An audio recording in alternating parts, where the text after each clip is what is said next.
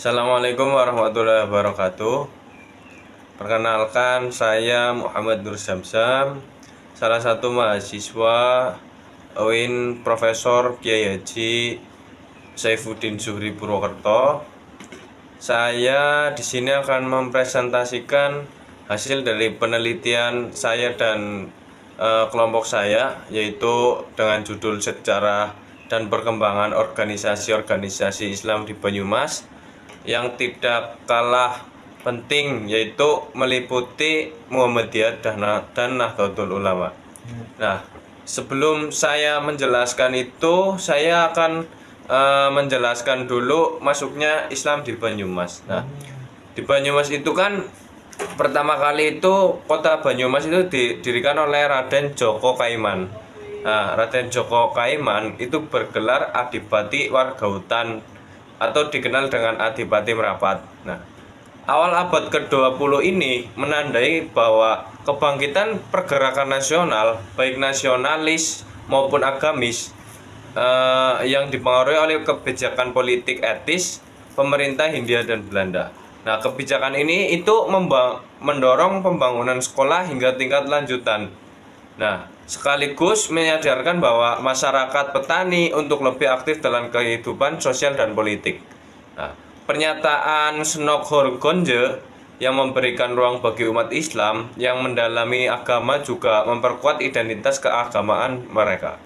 Nah, selain itu, kondisi sosial ekonomi yang memprihatinkan memotivasi golongan terdidik untuk memperbaiki nasib rakyat, memperbaiki transportasi, mempermudah mobilitas dan penyebaran informasi, serta gagasan baru antar daerah. Nah, bagi umat Islam di Purwokerto, perubahan ini membawa kemajuan yang signifikan, ucapnya Haryanto dalam jurnalnya yang terbit pada 2022. Nah, Islamisasi di Banyumas ini juga dipengaruhi oleh dinamika politik dan agama. Nah, terutama itu ada pengaruh kerajaan Demak. Nah, pengaruh kerajaan Demak dengan proses ini ditandai dengan tokoh-tokoh yang berdatangan seperti Ki Dipati Wargautama yang menyebarkan ajaran Islam itu secara bijaksana. Nah, melanjutkan terkait sejarah tadi, sebagian umat Islam di Purwokerto itu adalah orang-orangnya menganut aliran-aliran Torekot. Aliran-aliran Torekot itu seperti Naksabandia dan Qadiriyah. Nah, selain aliran Torekot, juga terdapat golongan Islam yang mistik. Nah, ini sangat bagus nih untuk dikaji. Nah, yang mistik ini berpusat di Pasir Luhur. Nah, golongan ini itu juga cukup banyak pengikutnya. Nah, yang menarik di dalam golongan Islam ini, Islam mistik ini itu timbul paham yang tentang kekeramatan, kesaktian, dan klinik pendeknya. Nah, pendeknya, golongan mistik ini itu merupakan golongan yang mengabaikan syariat. Nah, karena berkeyakinan bahwa persatuan dengan Tuhan atau wahdat al-wujud itu tercapai dengan aktivitas itu semacam bertapa atau meditasi. Nah, di Purwokerto juga itu berkembang golongan pengikut madhab Asy-Syafi'i. Nah, golongan yang terakhir ini terdiri atas beberapa kelompok. Di antaranya itu ada dua yang paling besar.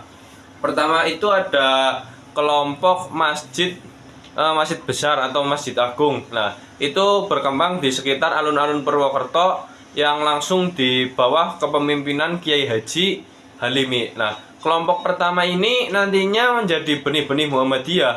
Nah, ini yang pertama. Nah, yang kedua itu ada kelompok Masjid Wakaf Purwokerto Lor.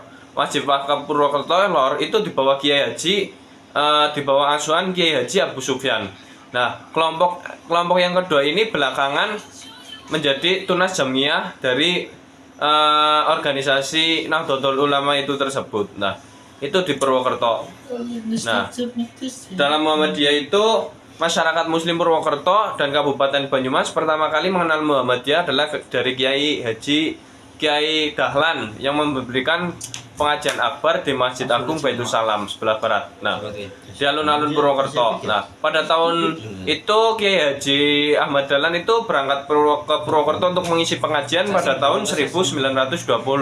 Nah, waktu itu Muhammadiyah disambut dengan hangat oleh tokoh-tokoh Islam di Purwokerto. Nah, menjelang pengajian berakhir, Kiai Ahmad Dahlan itu mengajak kepada hadirin supaya mendirikan Perserikatan Muhammadiyah Purwokerto. Nah, ini cikal bakal terjadinya Purwokerto. Jadi Kiai Ahmad Dahlan itu ke Purwokerto. Nah, setelah dia mengisi pengajian, lalu dia mengajak para jamaahnya untuk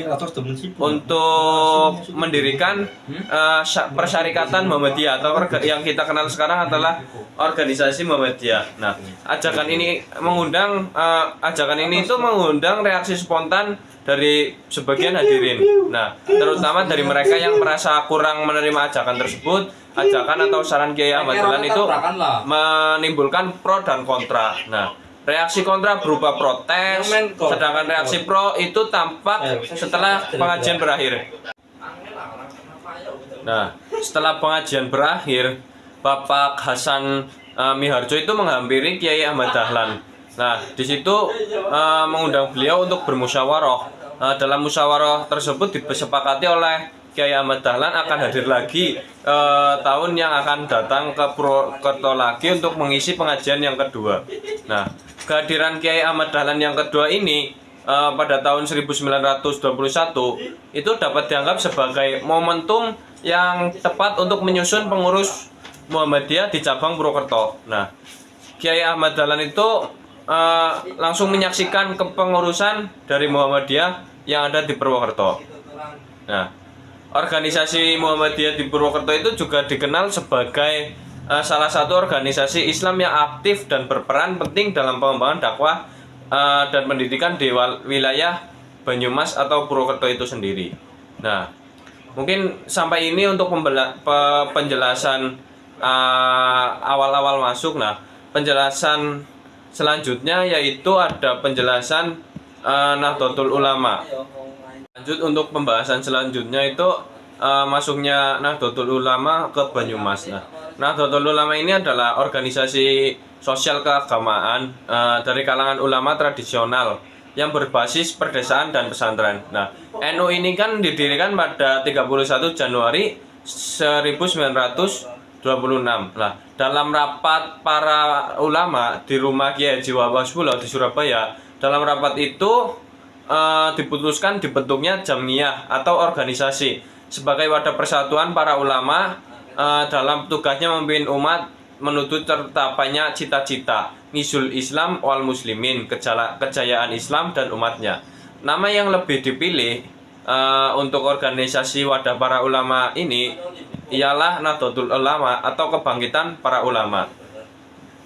Nah, ternyata perkembangan ulama itu semakin pesat hingga masuk ke Banyumas. Organisasi Nahdlatul Ulama ini masuk ke Banyumas itu dalam Kongres NU tahun 1930 telah ada 6 cabang dari Jawa Barat, 21 cabang dari Jawa Tengah termasuk Banyumas dan Purwokerto. Nah, dalam Kongres ke-6 itu sudah didata bahwasanya Nahdlatul Ulama sudah masuk ke Banyumas dan Purwokerto. Perkembangan Nahdlatul Ulama di Banyumas ini sejalan dengan meluasnya pengaruh NU di berbagai daerah itu sejak awal berdirinya. Jadi sejak awal berdirinya pada tahun 1926 itu meluas banget di berbagai daerahnya, termasuk di Banyumas ini sendiri. Nah, setelah NU berdiri, penyebaran organisasi ini tidak hanya terfokus di kota-kota besar, tetapi juga menjangkau wilayah-wilayah seperti Banyumas. Nah, para ulama dan kiai pesantren di Banyumas itu berperan penting dalam berdirinya Nahdlatul Ulama di Banyumas. Nah, melalui jaringan pesantren dan kegiatan keagamaan, Nahdlatul Ulama di Banyumas itu berkembang menjadi salah satu kekuatan sosial keagamaan yang berpengaruh, yang sangat berpengaruh pada waktu itu ya. Nah, terutama dalam menjaga tradisi keislaman yang berlandaskan Ahlus Sunnah wal Jamaah. Nah, upaya-upaya ini seperti pendirian madrasah, penguatan organisasi serta keterlibatan aktif dalam isu-isu sosial kebangsaan. Nah, menjadi bagian dari dinamika perkembangan Nahdlatul Ulama di Banyumas, bagaimana tercatat dalam sejarah perjalanan NU secara nasional. Nah, di Banyumas NU itu tidak terlepas dari Kiai di Banyumas itu kebesaran NU itu tidak terlepas dari peran Kiai beserta anak menantu dan turunannya yang menentukan peta politik. Nah, diantaranya itu ada Kiai Sobri dan Gus Hasan. Misalnya merupakan aktor-aktor di tubuh NU yang berpengaruh terhadap pemenangan pilkada di sana pada tahun 2008 sampai 2013. Nah, awal mula perintisan NU itu gaung NU segera menyebar ke Banyumas setelah didirikan para ulama di Banyumas yang pernah belajar di pesantren-pesantren besar di Jawa menjadi penyebar dan gagasan NU di daerahnya.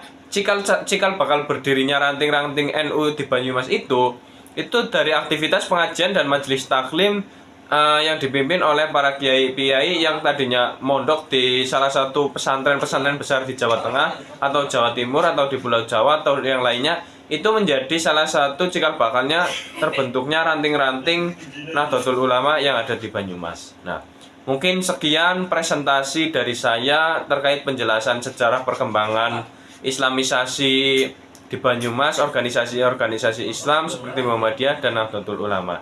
Dari saya Muhammad Nur Syamsam pamit undur diri. Assalamualaikum warahmatullahi wabarakatuh.